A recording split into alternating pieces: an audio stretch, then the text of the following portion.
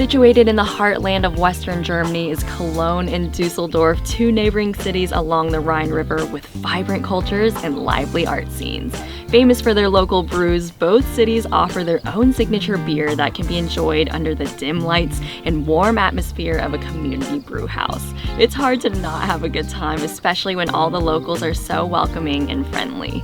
If you're more interested in wine, a little drive south will bring you to Koblenz, a charming city in the Middle Rhine Valley known for having some of the best wine in the world. It's definitely one of the greatest day trips to take while in West Germany. Whether you're looking for mind-blowing architectural marvels, authentic ethnic cuisines, or bold works of street art, this region will certainly surprise you with it all. We just checked into our sustainable hotel here in Cologne, and for the next 3 days we'll be experiencing the best of Cologne and Düsseldorf as we wrap up our 2-week trip through Western Germany. So without further ado, let's go and grab dinner.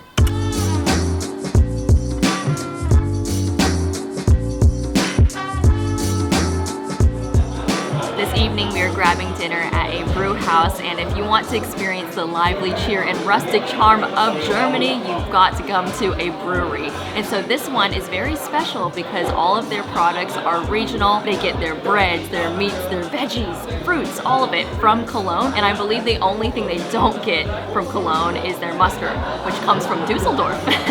So we were looking through their menu. They have lots of great options, but we decided to get their beer menu, which we're going to show you all the many courses that comes with it. As I mentioned earlier, we decided to go with their beer menu to share, and here we have a Rhinish potato soup.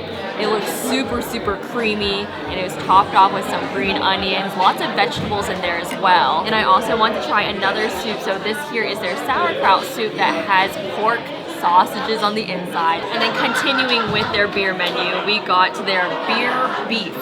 And this has a beautiful brown sauce drizzle across it, and it has the potato noodles, my favorite. They are the chewiest noodles out there.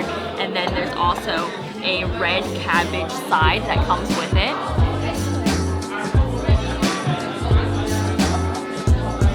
The grand finale of their beer menu is a tiramisu, which I was so excited about. It's basically a tiramisu, but they use beer to make it. Okay, I will say, I just put my fork in, and there's like this yellow liquid oozing out of it, which I guess is the beer. Cheers.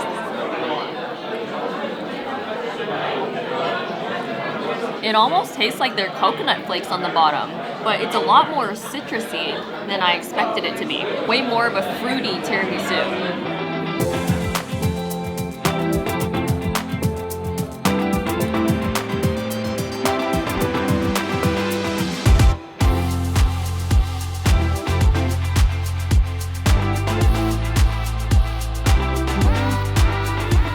We are starting our first full day in Cologne in Ehrenfeld, which is kind of the hipster, artsy district of the city. And the formation of this creative area was really interesting because this was an industrial city, I suppose. There were a lot of factories, but these factories decided to move even farther outside of the city, and so there were a lot of these lofts that students actually flocked to because it was affordable housing. And so all these students were here in the 90s, and it just continued to prosper as a creative place, and today it's still known as that. So as we're walking around, we're seeing murals and artwork. One of my favorite parts was the, I guess the more modern take on street art. They print out their artwork at home, and then in the middle of the night, they come and they glue it onto a house or a wall that accepts street art. There's the thrill of being able to put your art out in a public setting while also being able to make it more intentional. You know, you have your studio space where you can create whatever you'd like, and then you bring it out into the world. So I just thought that was a really interesting take on street art that I've never really seen before. This afternoon we are learning that Cologne has a lot of Turkish immigrants, so much so that they actually have mosques all around the city, and it plays the call to prayer, which I thought was just such a wonderful way to honor the community that is here. And so we've come to one of the most famous Turkish restaurants in the city. I got a huge plate of grilled meats. It's sitting on top of some rice and veggies, and then I of course got a yogurt drink to pair with it. I decided to get a traditional Turkish wrap. Let me open it up so we can see it. Great packaging, because now we can dig straight in. There's like yogurt oozing out of it. And we also have a little bread basket as well. While walking over to the Belgian quarter, we passed by this Turkish pastry shop, and they had kunefe, which we really had not had since we were in Turkey and Egypt. So we jumped in there, grabbed a dessert, and we are now enjoying it in the park. Beautiful, absolutely stunning. But the park that we're actually sitting in right now is a little bit hilly, and that is because they buried a lot of the stuff after World War II underneath the ground that we're sitting in right now. And also when they were making the subway system, the trains, they had to dig out a lot of earth and they had to put it somewhere, and they put it right here. So we are sitting on top of a lot of hidden treasures, which I think is pretty interesting. I wonder what we're sitting on top of, but we're going to enjoy this dessert, enjoy the weather, and read our books.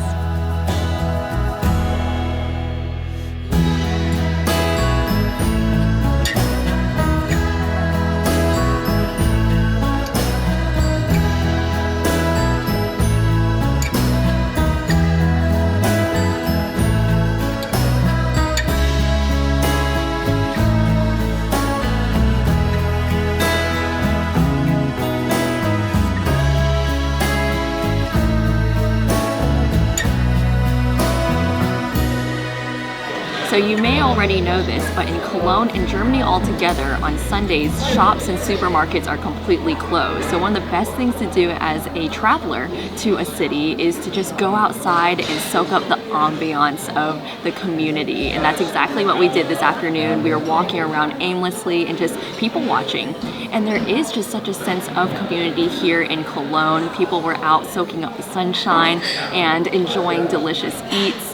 The park was full with people playing sports and children having birthday parties. So it was just a really wonderful way for us to immerse ourselves in the culture of the city. But we are now sitting in a restaurant located within a museum, and we are about to enjoy some really delicious food. And the other special thing about where we're eating tonight is that most of the ingredients they are using are coming locally or actually grown in-house. Also, the location of this restaurant's really nice. We're right by the train station, but also right behind it is the main cathedral here in Cologne, and it is absolutely massive. It was really funny earlier. I was looking at Claire next to the cathedral, and it's just like, if I were to stack Claire up high, it'd probably be like 100 plus Claires.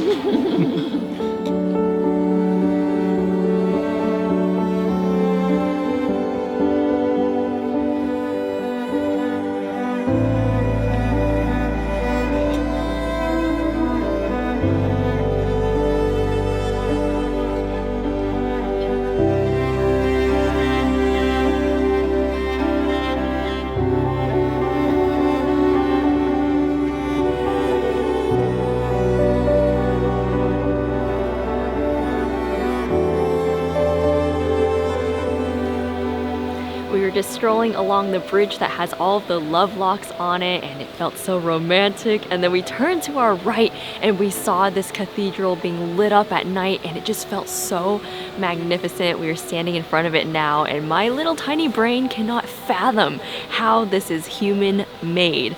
It is so intricate, so many details. My brain just feels like it's gonna explode looking at it. This is definitely the most amazing cathedral I've ever seen.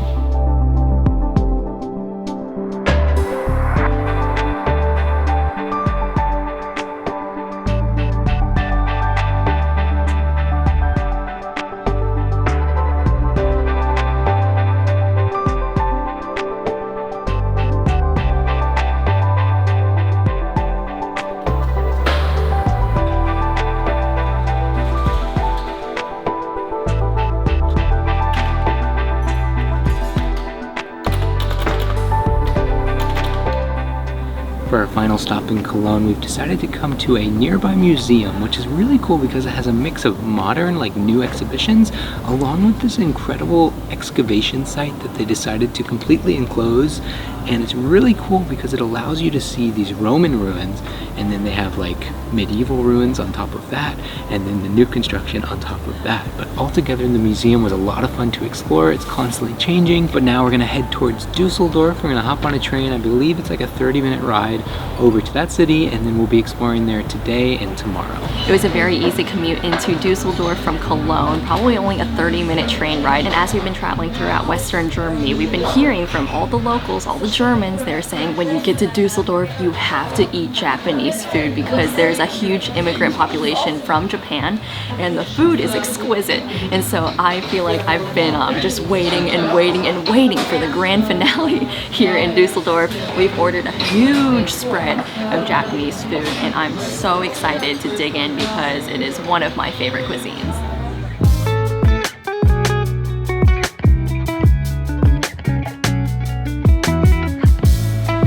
We've been walking around downtown Düsseldorf and it is absolutely beautiful, admiring the different architecture, but we've come to one spot that I think is really special. It's this large, still body of water that apparently 200 years ago, there are these bridges behind me and they'd have to pay tolls to enter the downtown Düsseldorf area, which is where we're about to head towards. Yeah, of course you don't have to do that today. It's free entry. But we were walking around and just observing all the green spaces and I cannot get over how green the city really does feel. Like the greenery is covering the sides of buildings. They have hillsides that have grass flowing in the wind. The leaves are blowing around in the trees and it really does just feel so picturesque and perfect.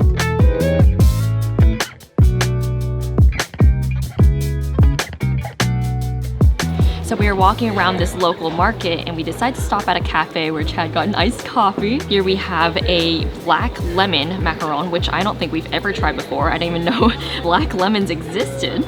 And then we have an apricot one, an elderflower macaron, and then the last one is an oat milk one. Okay, so I've eaten all four of them. I think my favorite, it's a tie between the elderflower one and the oat milk one, just because there's such unique flavors that I have never tried in a macaron. I really like the lemon, just because it matches today's weather. It's like sunny, bright, crisp.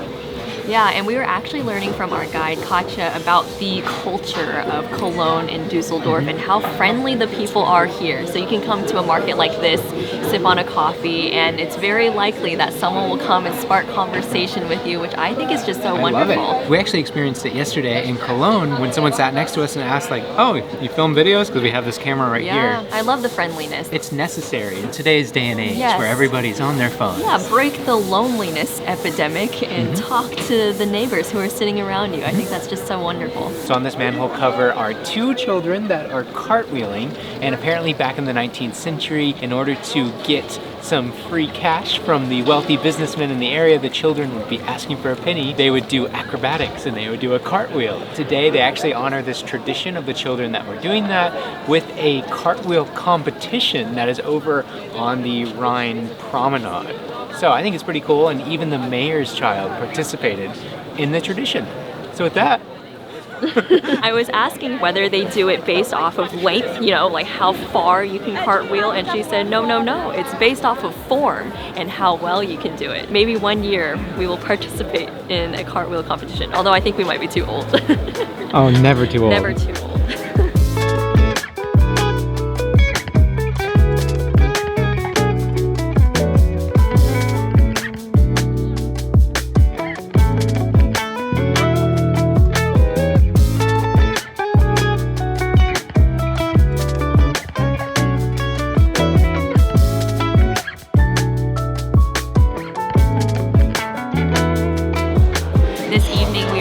In a brew house here in Düsseldorf, and it's a very cozy and welcoming atmosphere. Little pro tip for you, we just learned this. In Cologne, you want to always order a Kolsch beer, and in Düsseldorf, you want to go for the Alt beer. So here is the Alt beer. It's very dark in color, and it's actually like the same alcohol percentage as the Kolsch beer. For our meal, I've decided to get the rump steak, and Chad got this very special platter of tapas. It has a pretzel on it, some mustard, blood sausage, obatsta, some rye bread with butter, just all sorts of different things, and also a giant meatball.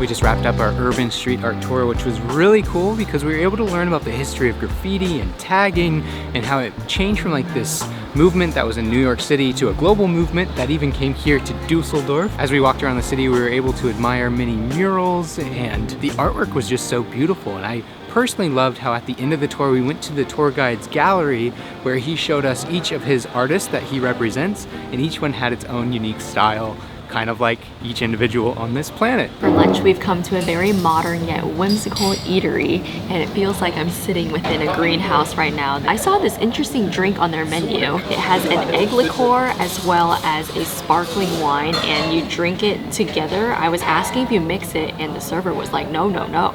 So I'm just gonna take a sip, take a sip, take a sip, and go back and forth. And then Chad decided to get their apricot cocktail, which is called the Happy Bee. Something that's really interesting about this restaurant is that they locally source all of their ingredients, including their meats, their cheeses, their honey. We decided to go with a flammkuchen that has some smoked salmon, cheese, zucchini, and green onions scattered across the entire top, and then a massive bowl of spatzel, which we have not had this entire time. For the last 12 days, we never got the chance to order spatzel, so let us dig in.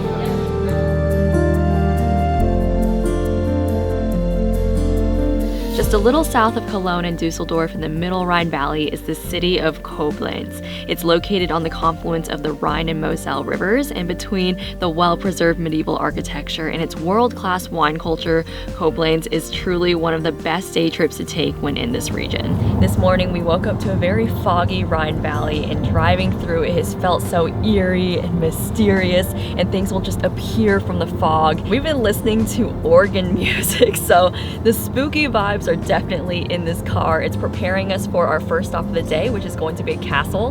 There's no better place to visit on a foggy day than a castle, in my opinion.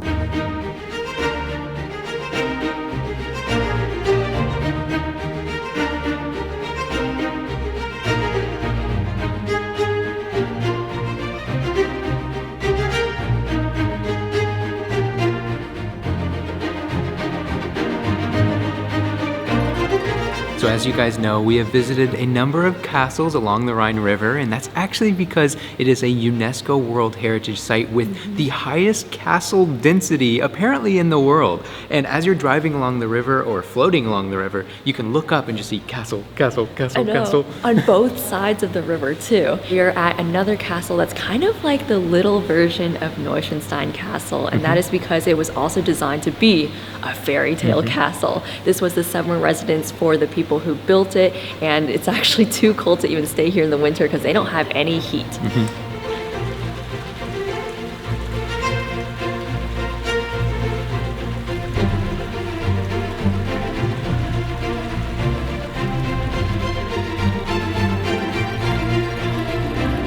So one of my favorite parts about the inside was actually the furniture items and the cabinetry. There were so many wooden details that I just can't wrap my head around how they got it to be so intricate. And all of the paintings on the walls, they look so realistic, and the people felt like they could just come off of the canvas and start taunting the castle.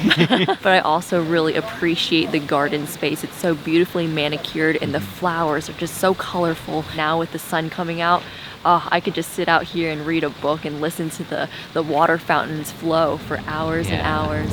From the castle, we are driving 20 minutes over to the city of Koblenz, and our guide Johannes was born and raised there, and even in adulthood, he has chosen to live in the city because he loves it so, so much. He is very excited to show us his hometown, and it's going to be really nice for us to have our very own local guide. So our guide just had a pro tip. What he had us do was actually drive up to the top of the fortress where there's a gondola or a cable car that we can take down into Old Town. That way we don't even have to worry about parking at all or dealing with the city traffic, and I'm a fan. I think it's a really good idea.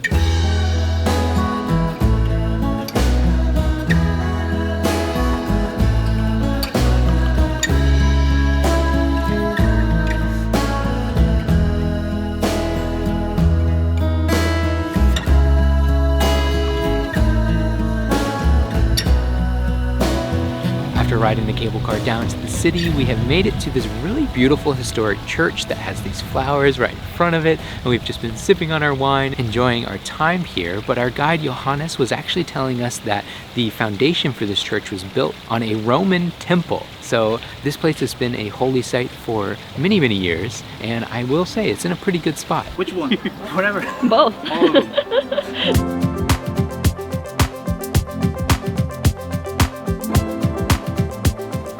All around the city of Koblenz, they have these little statues, these real-life characters that existed in the past. And this here is a lady that used to sell little peppermint candies to make her living. She had all of her belongings in this little bag right here, and she was greatly loved by cats, which surround her feet.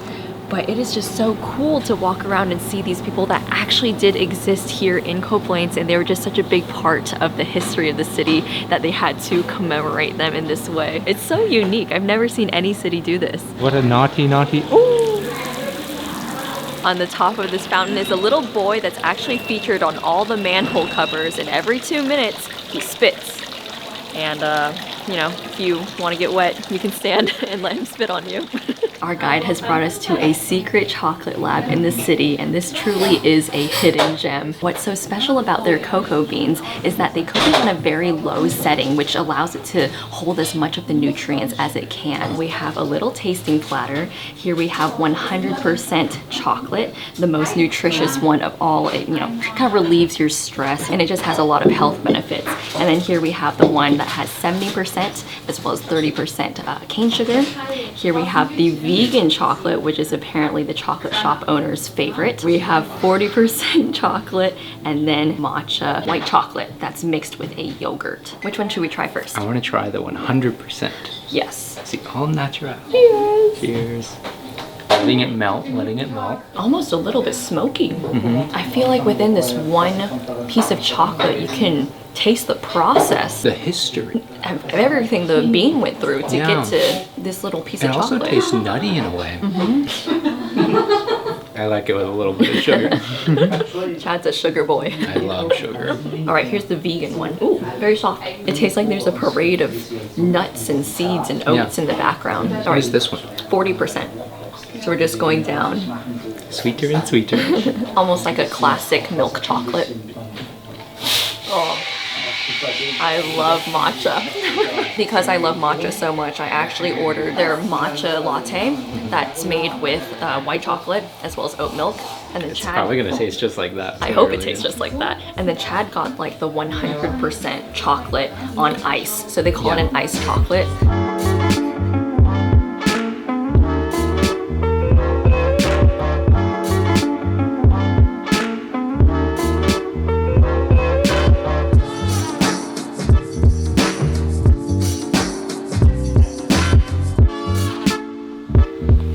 This afternoon, we had the chance to meet true German royalty. The Prince and Princess of Zane Castle will be welcoming us in their butterfly garden. I feel so honored to be able to have this experience, and they said not to be late. So we are 15 minutes early to head into the butterfly garden to see the Prince and Princess.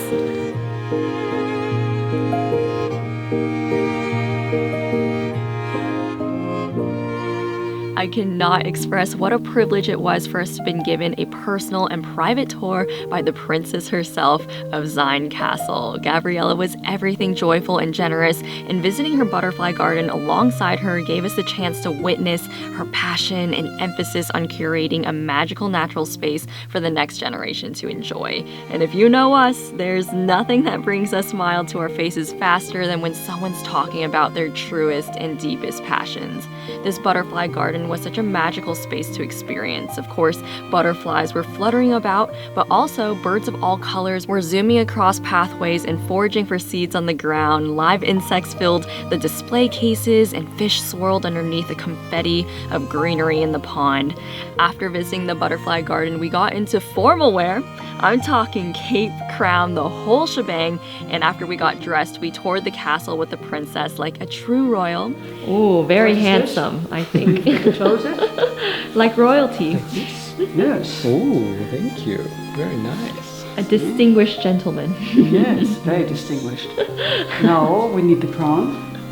A crown? Here we go. Wonderful. Ah, yes. Yeah. Sayn Castle has a rich history that dates back to the 12th century, and it was initially built as a fortress by the Counts of Sayn, serving as a stronghold for the family until the 17th century when the castle fell into disrepair. The site remained largely abandoned until the 19th century when it was rebuilt in a neo-Gothic style.